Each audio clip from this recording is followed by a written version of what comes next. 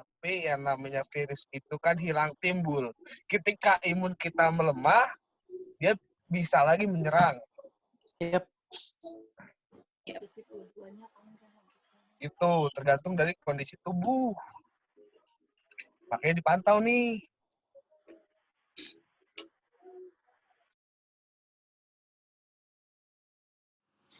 Assalamualaikum warahmatullahi wabarakatuh.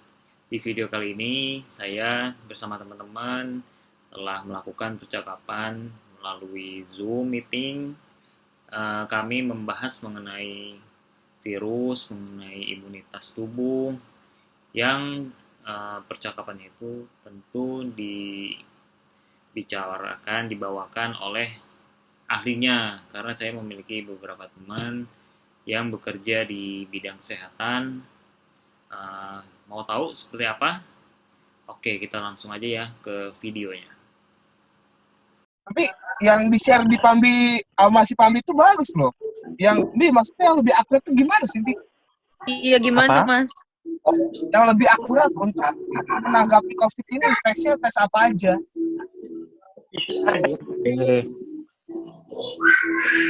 Gue belum kelar sih bikin PPT-nya. Ya udah gue share aja deh screen-nya ya. Bentar, nih gue Ini ya. Oke, masih disable. Screen sharing for everyone. Oke dah. Sok kalau mau share screen.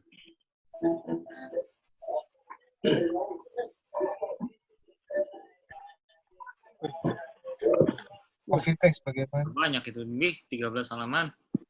Kuliah kita cuma bentar doang. 2 SKS ini mah. Kagak.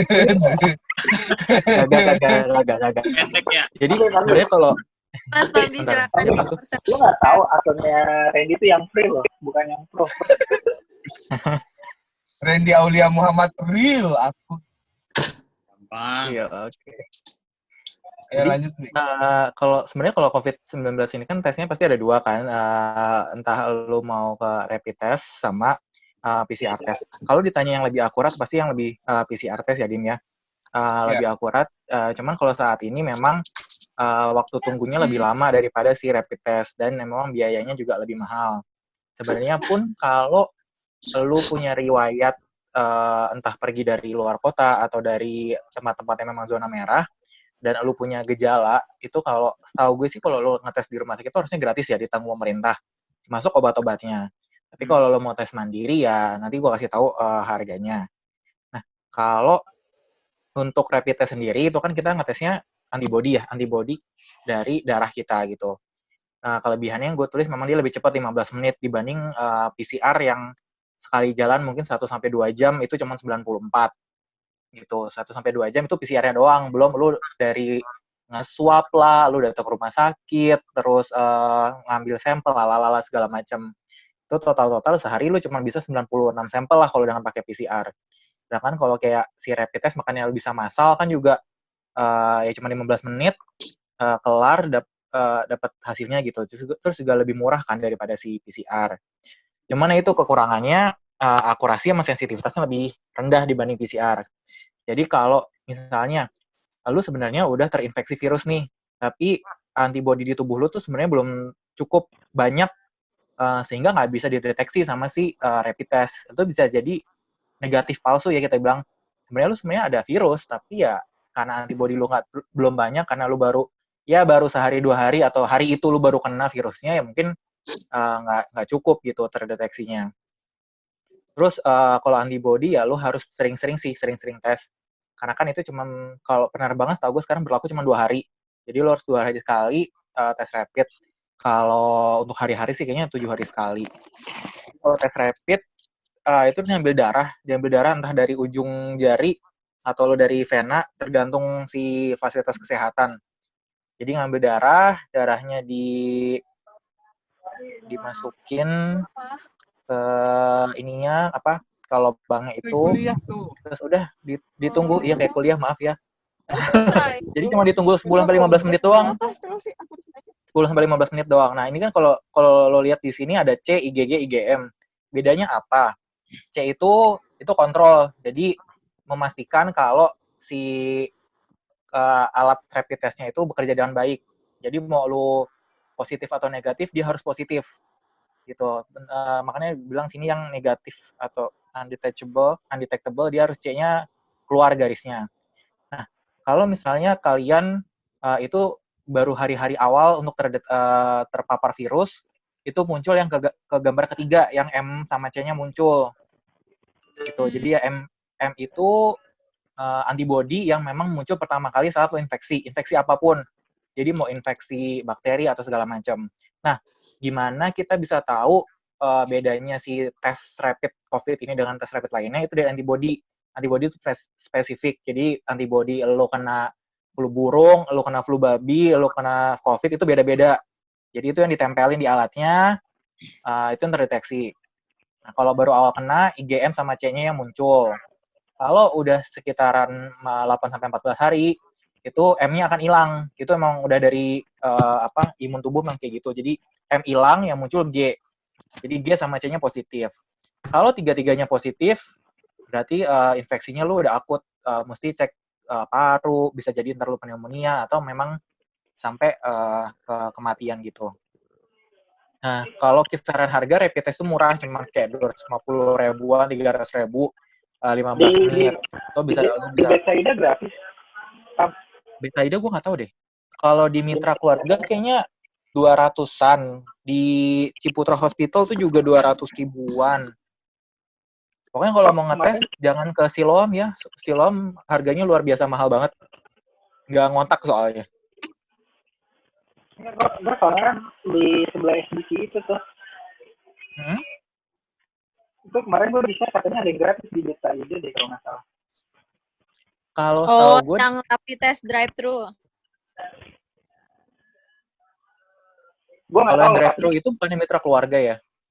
Bekerja sama Halodoc dan Prudensial. Gue nggak tahu yang di situ apa yang di mananya, cuma kemarin gue bisa katanya gratis. Iya, yang samping SDC ya, Mas? Bukan di situ. Wah, kenapa emang?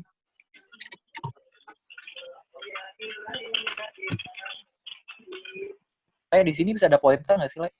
Ini spotlight tuh apa sih? Oh, ini ada. Oh, ada. Oke, muncul. Baiklah.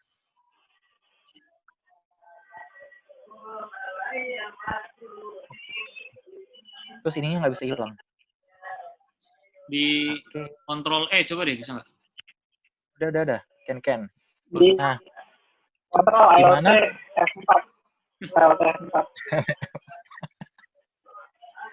Nah, gimana kalau rapid test itu positif? Ya udah, lo isolasi mandiri di rumah, nggak perlu sampai kalau nggak punya gejala serius ya kayak sesak napas, itu nggak usah sampai ke rumah sakit. Cukup di rumah, lo ya minum vitamin C yang banyak, makan sayur segala macam. Yang penting imun tubuh lo tuh naik. Terserah lo mau ngunyah bawang putih kayak lo mau ngunyah apa tuh terserah. Yang penting imun naik. Yang gratis itu Mitra Keluarga, Pak. Iya kan, Mitra Keluarga. Itu sebenarnya nggak gratis tau nih. Jadi lo tuh harus daftar dulu ke aplikasinya Prudensial, terus nyambung ke Halodoc baru lo bisa daftar untuk rapid test screening di SDC dari Mitra Keluarga. Iya, berarti bohong ya. Terus kemarin bisa katanya gratis. Ya gratis sih sebenarnya. Iya katanya Mas ya. Emang free tahu katanya free di situnya di Botanggerang. Enggak, memang gratis, kita nggak bayar apapun, tapi kan kita kayak menjual data kita ke Prudensial kan? Dan Halodoc kan. Iya. Itu sih. Maksudnya di consulting. Pokoknya kalau antibody lo rapid test lo positif ya udah nggak apa-apa, nggak usah ke rumah sakit atau heboh gimana. Terus kok gue nggak bisa nge-next. Oh ya. Oke, sekarang kalau PCR itu memang lebih sensitif. Yang dideteksi, jadi kayak molekul genetiknya lah, kita sebutnya RNA dari si virus. Ini yang memang dipakai kalau udah 2 kali rapid test. Jadi biasanya kalau di rumah sakit, kalau lu udah PDP, lu pertama kali rapid test dulu sekali, 7 hari kemudian, kalau misalnya ini negatif, 7 hari kemudian rapid test lagi, Kalau negatif lagi, udah boleh pulang. Nah, itu kalau ODP dan PDP. Salah, itu ODP. Itu ODP. Jadi kalau ODP, 2 kali tes rapid 14 hari negatif, boleh pulang, isolasi mandiri. Kalau PDP, itu 2 kali tes PCR. Jadi hari ini tes PCR, 7 hari kemudian tes PCR. Kalau dua kali tes ini lu masih udah negatif, berarti lu udah boleh pulang. Tapi kalau masih positif terus, ya masih di rumah sakit terus di Wisma Atlet atau dimanapun. Gitu. Kalau bingung PCR itu apa nih virusnya kayak gini. Jadi kalau ya pokoknya virusnya bentukannya kayak gitulah ya. Kayak mana Kayak tuh? gini, kayak ini yang ini bentukannya. Hmm. Jadi yang bisa dideteksi itu banyak. Jadi kan kalau PC, oh iya, udah oke. Next.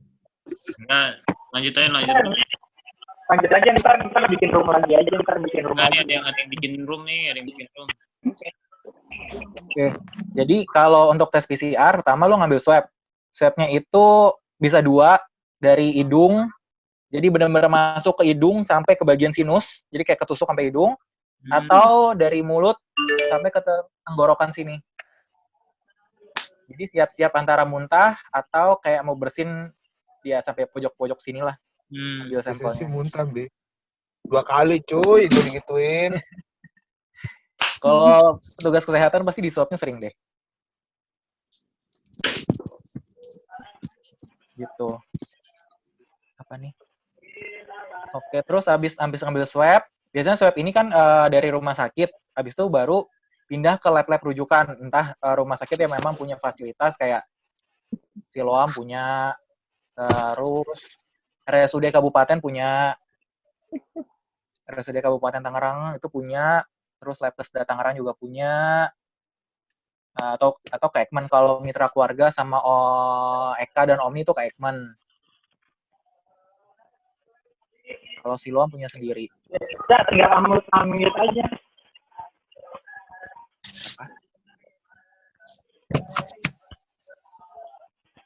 Ini deh. Nah, jadi kalau PCR itu lu tergantung kitnya lu bisa deteksi sehari berapa, bisa sampai bisa 30 atau 94 yang paling canggih.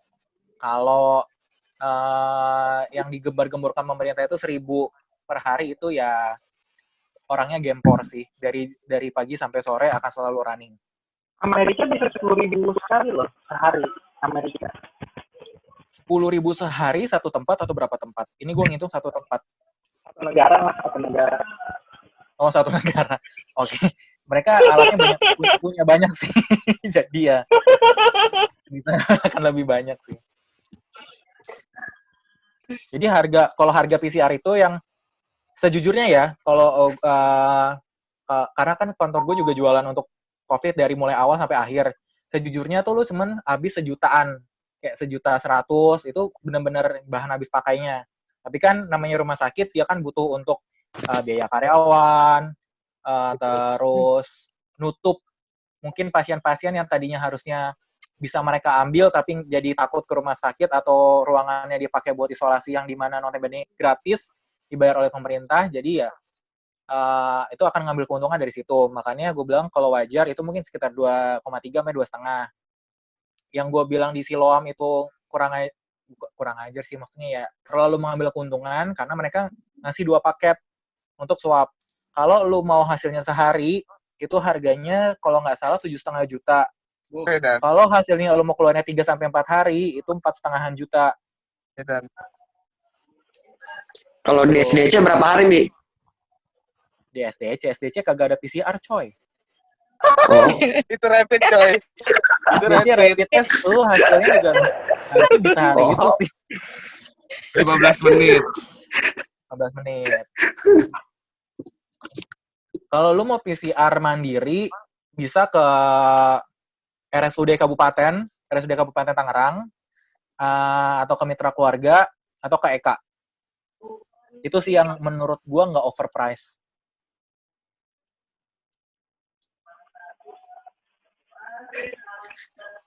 Kalau yang di siloam itu sebenarnya ini ya dia cara metodenya itu sama ya kayak yang lain gitu. Cuma dia Semuanya sama, we.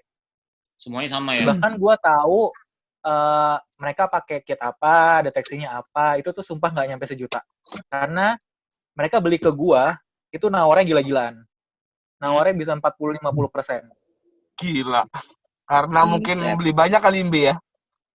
Boro-boro Dimas, beli kayak cuman 2, kalau beli 500 gua iyain dah. Diskon 50%. Yang beli siapa? Purchasing Siloam Group. Jadi mungkin kalau seandainya kan mau cek ini dulu janjian biasanya Mbi. Ya. Iya. Jadi diitin dulu. Paham gua. Pambi, gue mau nanya dong, Bi. Yo. Mungkin Pambi atau Dimas boleh jawab ya. Gini, kita ini sebagai warga sipil, publik, yang awam banget soal kayak gini, seberapa penting sih kita harus tes rapid test atau swab test gitu. Kadang kan kita dengar istilah menjadi tidak positif gitu ya. Kalau kita sehat-sehat aja terus mau iseng nyoba tes ternyata positif kan malah panik gitu. Apa emang ada kewajiban yang oke gitu kan, kalau di negara Cina kan semua wajib sampai ada di handphonenya tuh identitas, kalau boleh aktivitas handphone harus bertandakan negatif gitu. Kalau di Indonesia kan nggak kayak gitu, Bi. Menurut Pambi atau Dimas, kita sebagai sipil tuh wajib semua harus ikut tes atau gimana sih?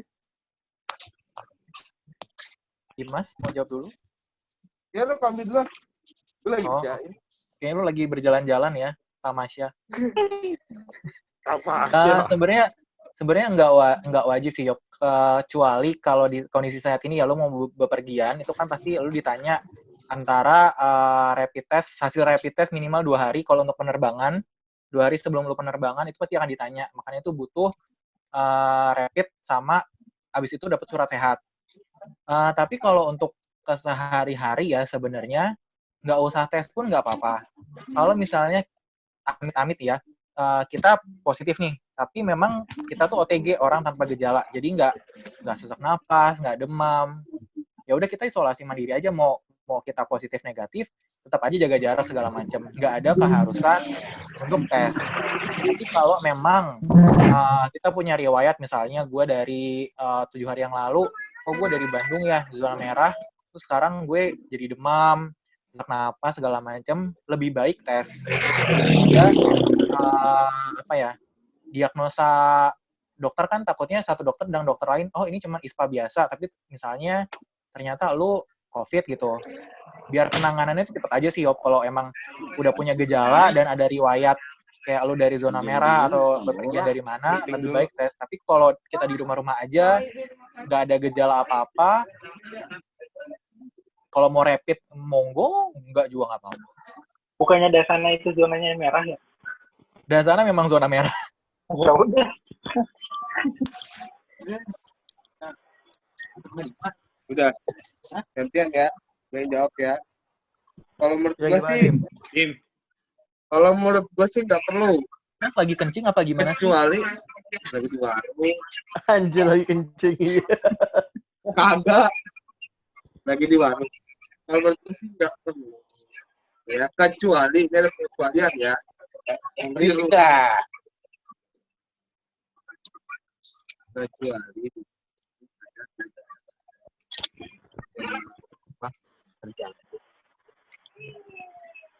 Kecuali apaan deh putus-putus?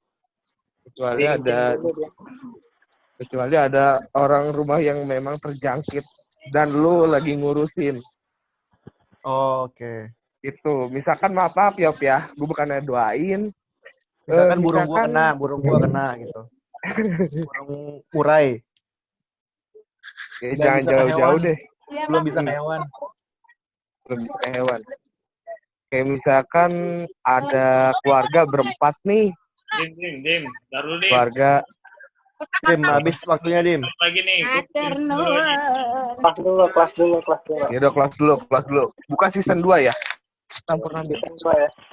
Kan dulu gimana, coy? Season 2. Bukan season 2. Assalamualaikum. Salam.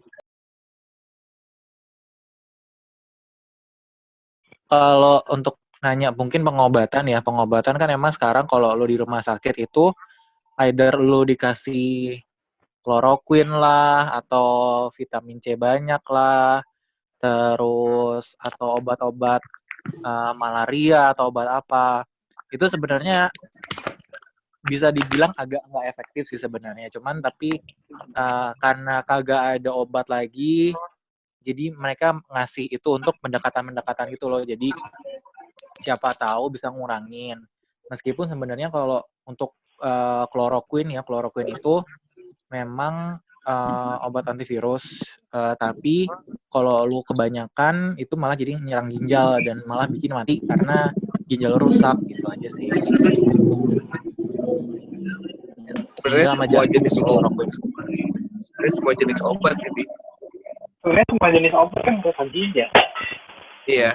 Ya memang sih, cuman dia itu direct aja sih kloroquine di ginjal sama jantung. Herbal gimana? Ada nggak herbal?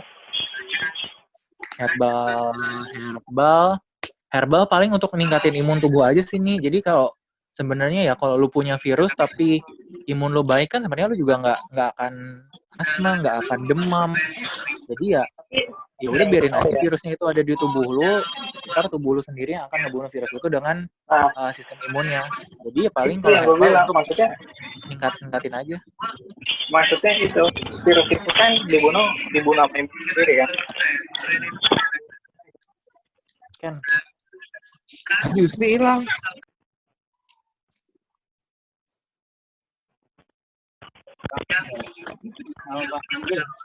oh ya, terusnya hilang tinggal bangun dong.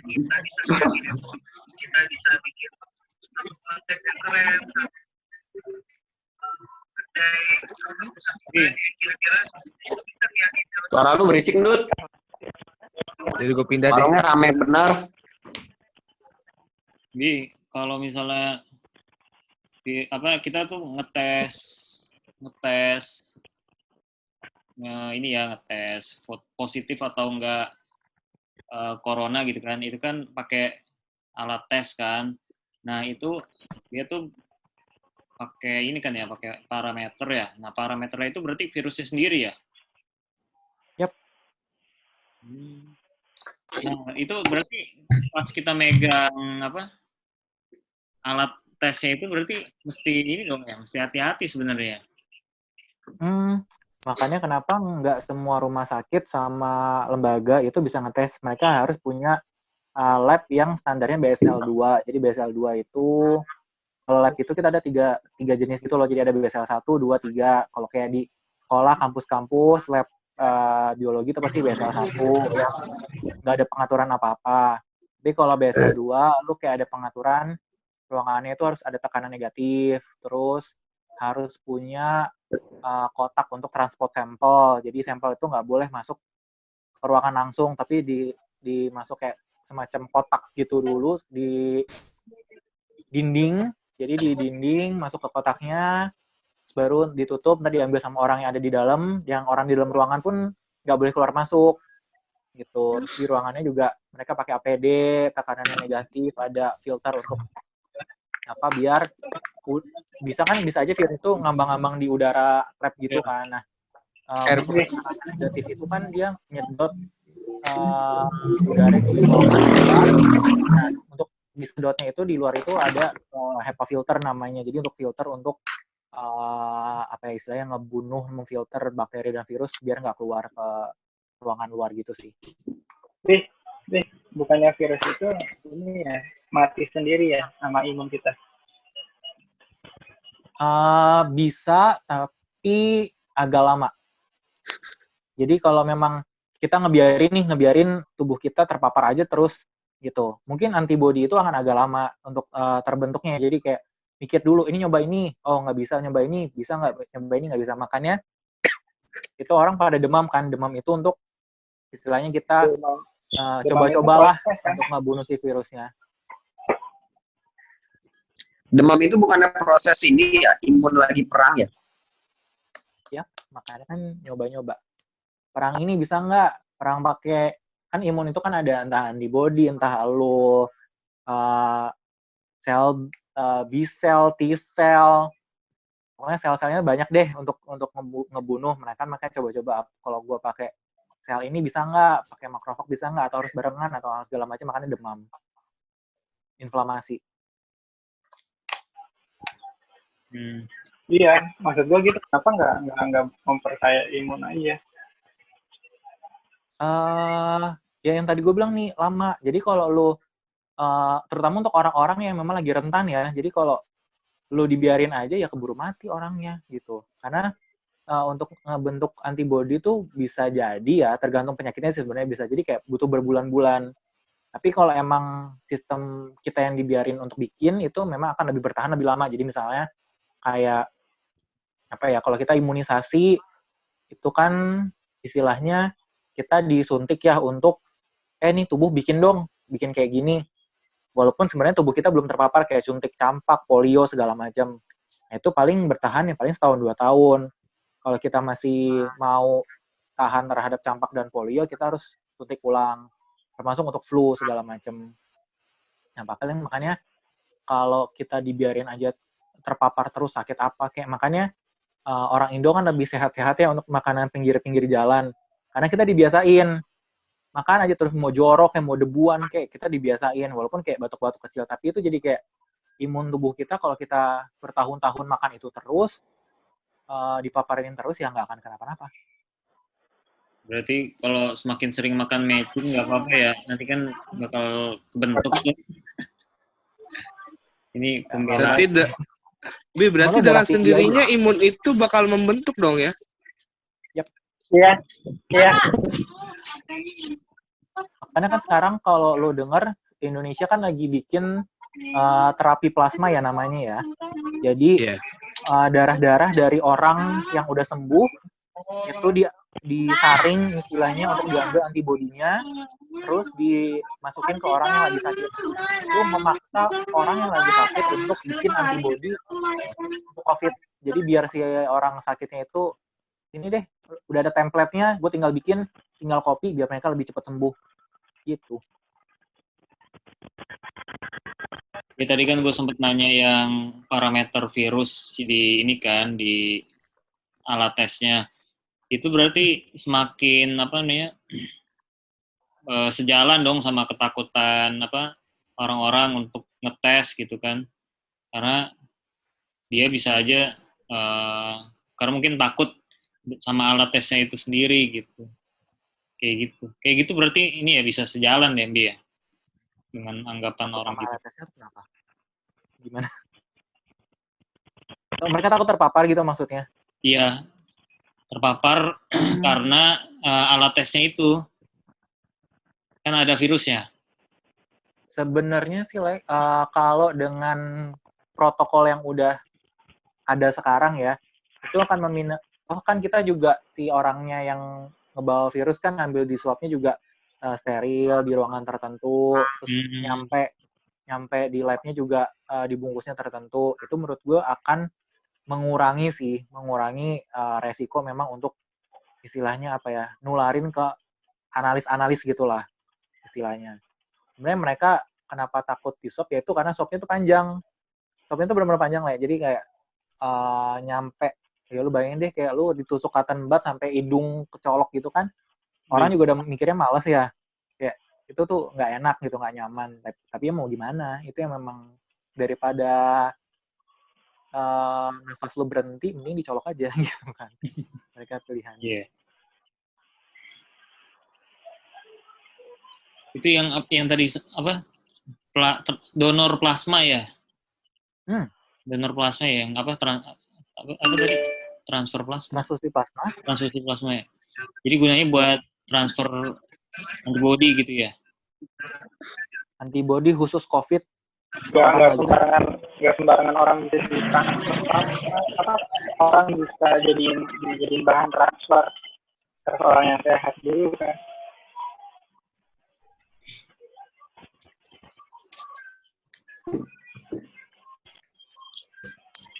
Bi, halo. Ya. Tapi gue mau nanya, Bi. Apa benar ketika kita kena virus itu antibodi kita bakal membentuk sendiri, jadi virus itu tidak akan kena lagi, jadi udah terbiasa? lebih mudah dikalahkan? Kalau Bener lah. kalau yang pertama ya, apakah kita bikin antibody? Iya. Tapi kalau untuk yang kedua, apakah kita tidak akan kena lagi? Itu sangat tergantung virusnya. Contoh gini, kalau virus itu kan material genetiknya tuh beda sama bakteri. Jadi kalau bakteri, kalau kita kasih antibakteri kayak lu antibiotik, atau misalnya, ini gue yang nge-freeze atau Dimas yang nge-freeze? Udah Dimas mah nggak usah dipikirin. Oke, gue pikir gue yang nge-freeze. Jadi kalau bakteri itu kan dia materi genetiknya lebih stabil dibandingkan dengan virus. Jadi virus itu gampang mutasi, dan dia tuh materi genetiknya, kalau dia masuk ke sel yang hidup, dia akan nyuruh untuk bikin virus lagi. Gitu. Nah, contoh virus yang gampang mutasi itu adalah si flu. Makanya lu mau bertahun-tahun dari kecil sampai sekarang kena flu, tiap tahun pasti kena flu kan. Iya. Jadi virus flu itu gampang banget mutasi. Tapi kan Itu yang sebenarnya membuat pas kita, lagi antibody turun. iya, pas antibody turun pasti akan kena flu gitu. Untuk bikin lagi gitu. Makanya kalau untuk vaksin flu sebenarnya disarankan setahun sekali, tapi kan flu itu sangat sangat gampang bermutasi. Nah, contoh untuk virus-virus yang apa ya, yang sulit bermutasi itu apa ya?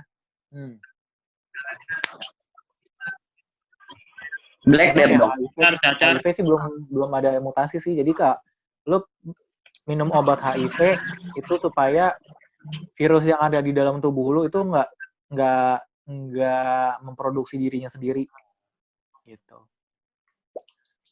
Sembuh sih nggak bisa, tapi ya udahlah. Setidaknya mengurangi kan. Kalau mutasi itu ada ininya nggak sih, Bi? Ada jangka waktunya gitu nggak sih, Bi? Kayak misalnya ini kan flu, udah ibaratnya udah versi keberapa gitu kan. Nah, ini corona kira-kira dalam rentang waktu berapa nih, setengah tahun ya? Itu udah kira-kira udah versi berapa tuh?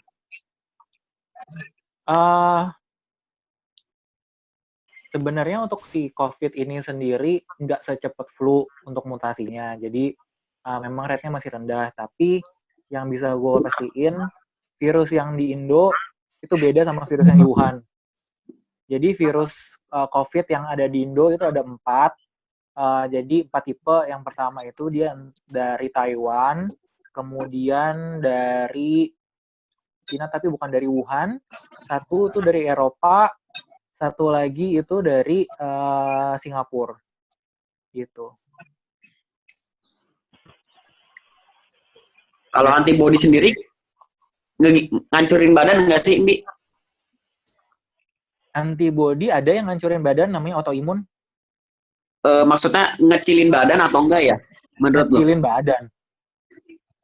Maksudnya apa sih, nyerang ke badan nggak kira-kira? Apa sih maksudnya ngikis badan nggak ngikis maksudnya si Randy itu? Ngikis. Karena gini Mbi. Gue lihat di di internet kan banyak banget dari ratusan tahun lalu, ribuan tahun lalu emang pandemi kan udah banyak ya. Emang dari dulu pandemi ngebunuhnya jutaan orang gitu loh. Dan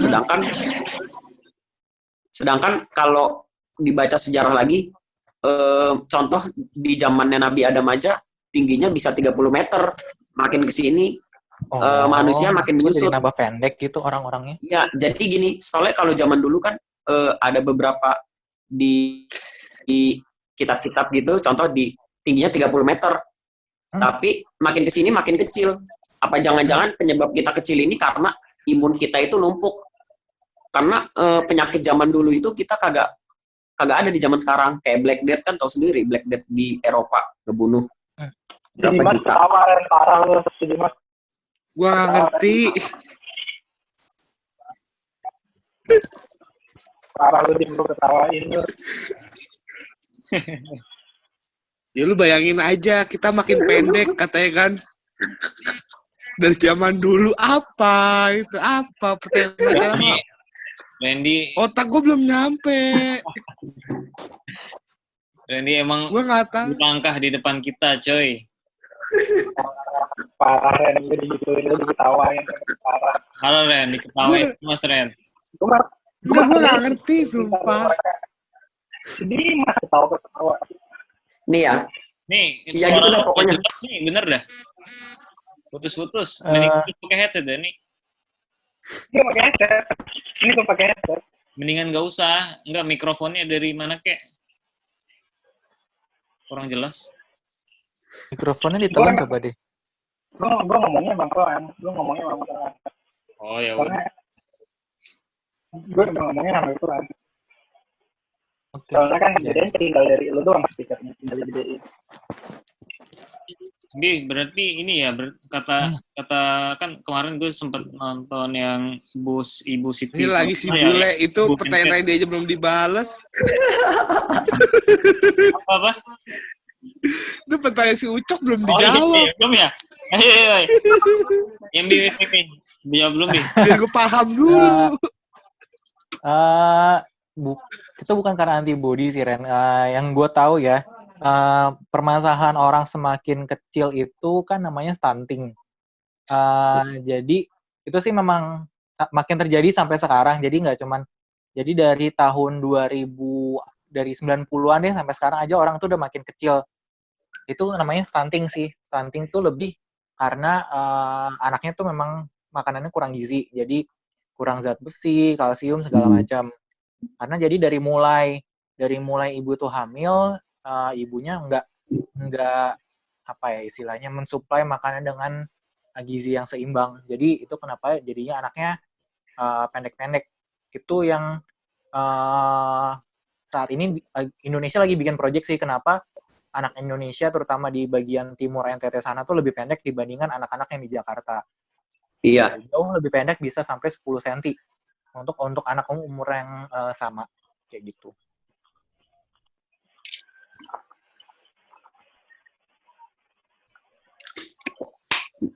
Nah, bule tuh baru nanya Le. Lupa gue mau nanya apa. Apa Le?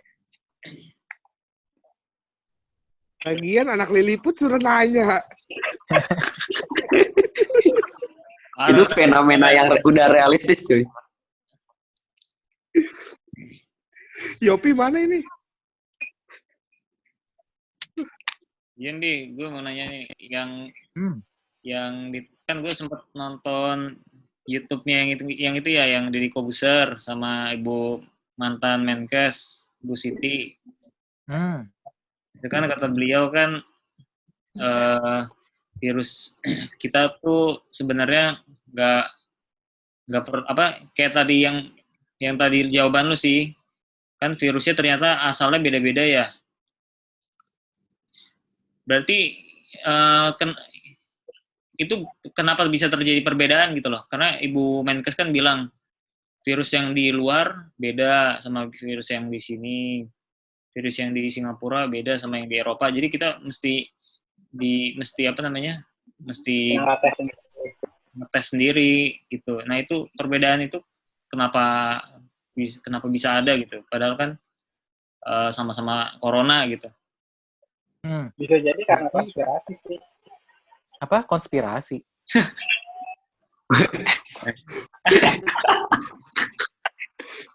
Bisa jadi, tapi gue setuju. Apa ini? Jadi gini, sebenarnya kenapa bisa mutasi?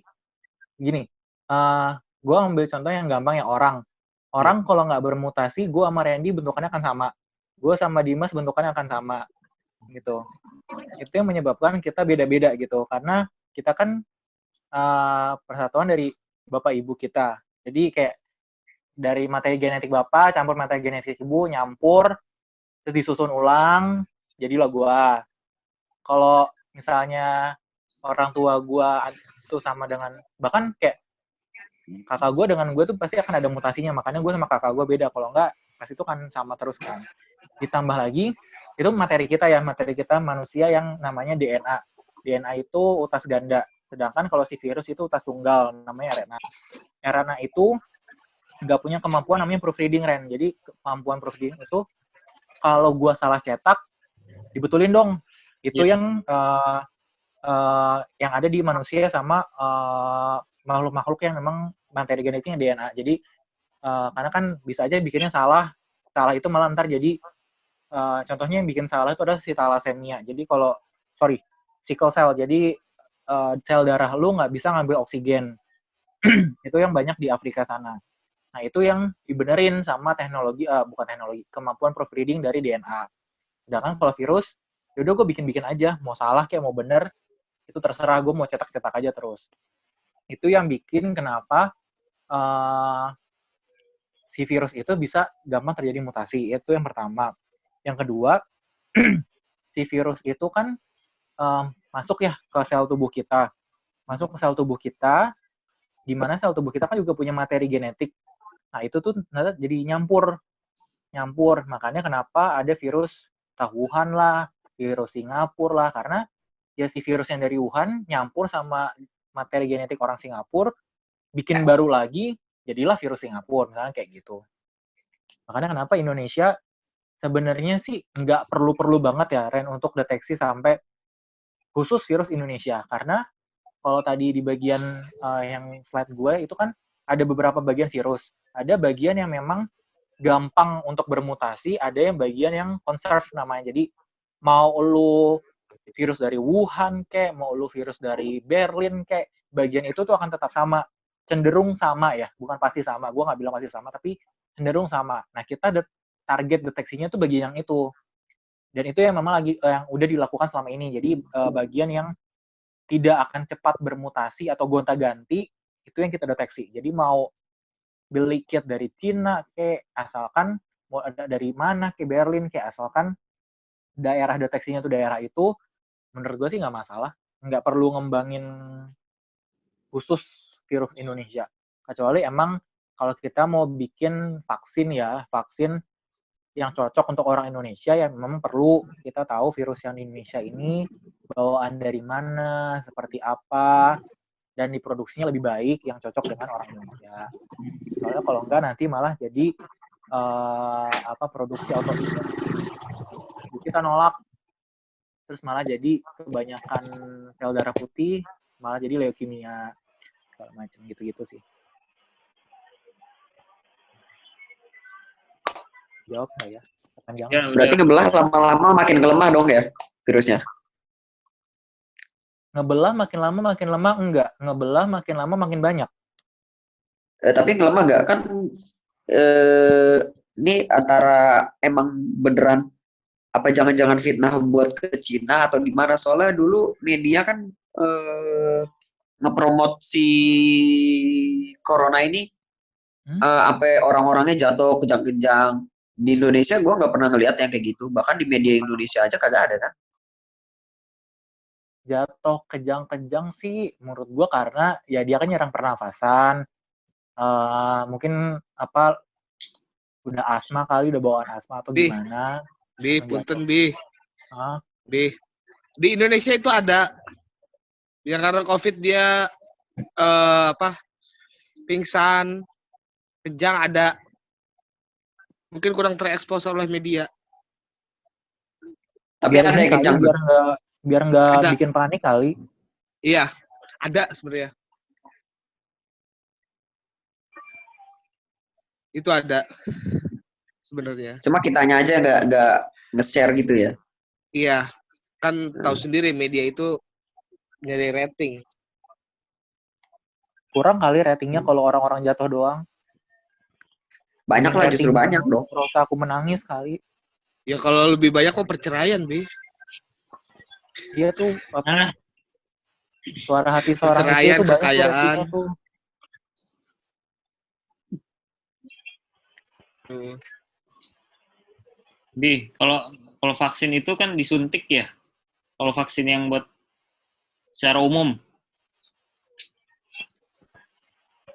Nah, kalau misalnya misalnya nih kita ada seseorang nih yang kena corona. Yep.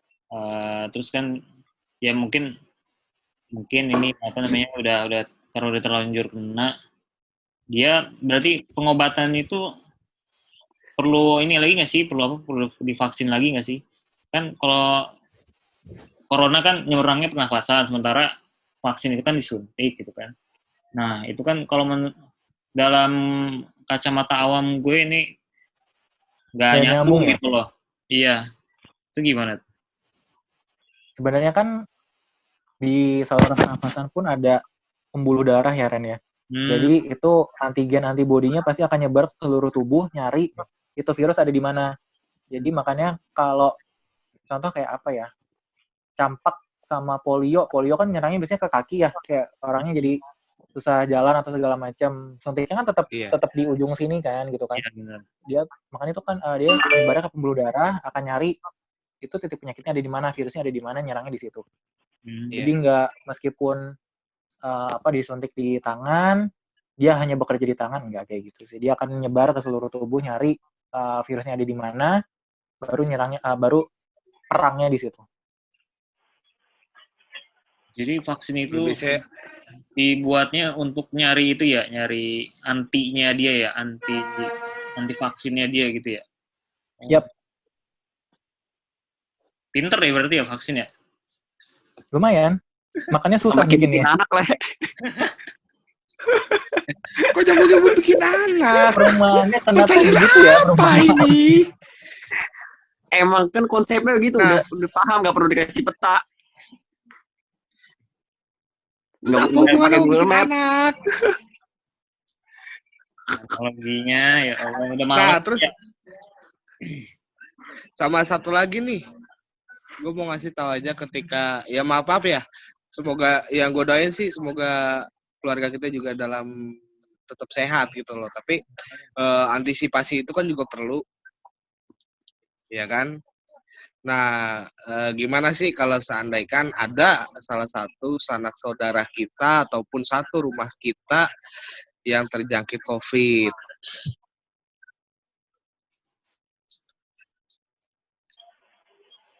Dim lu direkam, Dim. Halo? Lu ngupil lagi Iya, nggak Dimas apa-apa. ya Allah Tuhan. Oh iya, Gil. Terus gimana? gatel. Ya kan? Nah, itu pertama kita kalau ya tadi si Pambi bilang kalau seandainya kena habis dari mana-mana terus ada gejala, walaupun gejalanya cuma batuk. Batuk kan ya memang awam. Ya kan kalau menurut gua karena ya kita contoh simpelnya kita makan kerupuk pun kita suka radang. Gitu. Biar lebih safety-nya itu kita datang dulu puskesmas. Alurnya itu pertama puskesmas. Puskesmas kita lapor, ya kan ada inian. Biasanya pendataan tuh, pendataan. Kalau saat itu fase 1 ya, fase 1 itu puskesmas.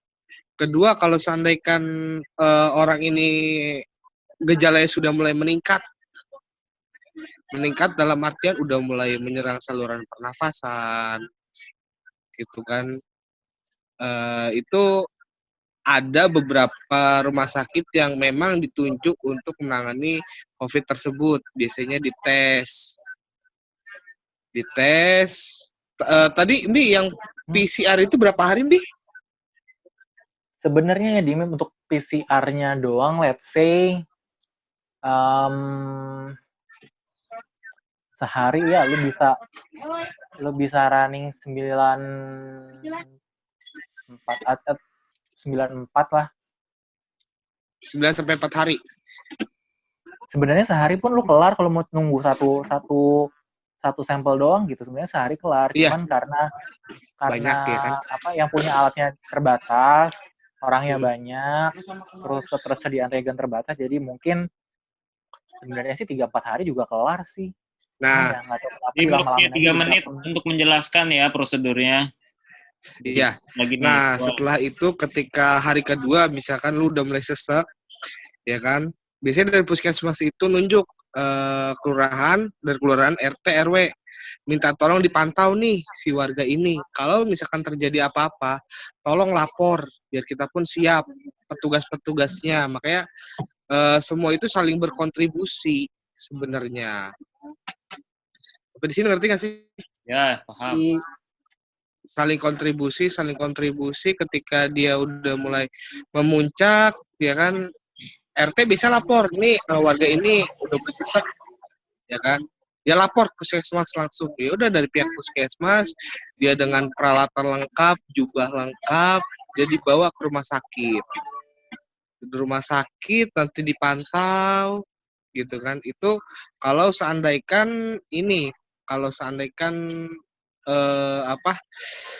berkelanjutan ya, maksudnya dari batuk, pilek, nah terus sudah mulai sesak maksudnya gitu, itu langsung dibawain ke rumah sakit. Makanya sebenarnya itu COVID itu bukan suatu aib, garis bawahi ya, bukan suatu aib, malah kita di sini melindungi itu. Yuk kita bergotong royong biar nggak kena semuanya. Nah yang kedua, kalau seandainya dia lapor nih, udah bener lapor ke puskesmas ya kan, Parah puskesmas diketawain sudah sama lapor gue. ke kelurahan, RT RW udah dipantau lagi, ya udah dia tinggal isolasi mandiri gitu. Jadi itu ya. Dia pendataan aja. Jadi ketika ada ini kita bisa segera dan cepat juga gitu. Dan Jadi warga, kenapa Bol? ya silakan terus. Ini kurang dari 1 menit. Iya. Silakan buat kesimpulannya. Ya kesimpulannya itu aja sih, kalau seandainya itu puskesmas, RT RW, makanya jangan heran ketika RT RW datang gitu. Gue menggarisbawahi jangan sampai kejadian yang tadi siang itu terulang lagi. Bahwasannya emang COVID ini bukan suatu aib. Mantap. Jadi untuk Itu sih. dimohon kerjasama ya dalam COVID. Iya, saling kerjasama. Kita bukan saling mengucilkan, kita saling support. Emang Biar pada tenaga dasarnya RT kesehatan RW pun, iya, tenaga kesehatan pun biar aman juga. Tenaga kesehatan aman, kita semua aman. Jadi bukan berarti dijauhkan, bukan berarti aib. Nggak harus ke teriak-teriak, harus diviralkan. Ini nggak perlu menurut saya. Gitu. Baiklah, dapat dipahami. Oke. Meeting Oke. ini less than a minute again. Kasih waktunya ya. Terima kasih. Itu tadi percakapan saya dengan teman-teman saya. Semoga kita bisa mengambil hikmah dari percakapan tadi. Oke, sampai ketemu di video selanjutnya ya guys. Wassalamualaikum warahmatullahi wabarakatuh.